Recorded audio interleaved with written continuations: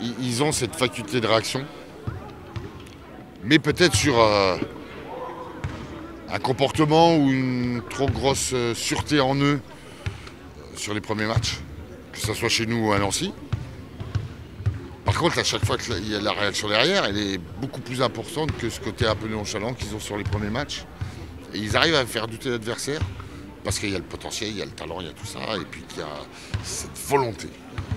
Donc, c'est très dur de les jouer sur les playoffs parce qu'on a l'impression qu'ils sont en mission et que malgré tous les problèmes qu'ils connaissent, ils occultent tout ça.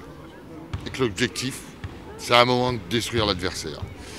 Alors, de temps en temps, ça balbutie un petit peu, mais de temps en temps, c'est assez magique.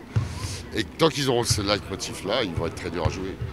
C'est vrai qu'on a vu un match très physique ce soir avec beaucoup de joueurs à 4 fautes. Est-ce que ça avantage plutôt l'Asvel ou Nancy? Un match, ça se joue.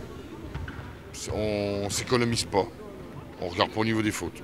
Quand on a la chance d'être sur presque une porte de finale, hein, on n'en est pas loin, la porte est entrouverte pour les deux équipes. Il faut tout donner. Faut tout donner. Et je pense que les soirs, les équipes ont tout donné. Ça fait un peu un match accordéon, parce que de temps en temps, il y a du déchet d'un côté, du déchet de l'autre.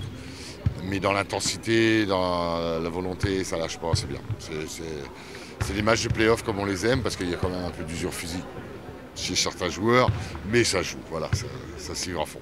Je vais orienter un peu la dernière question. Hakeem Akinbala risque de ne pas être là pour la dernière journée. Quel est votre pronostic? Ou ça provoque un électrochoc à Nancy, de se dire par rapport à lui, on n'a pas le droit de tout mettre en œuvre, ou ils n'arriveront pas à compenser son absence. Il n'y a pas 36 solutions.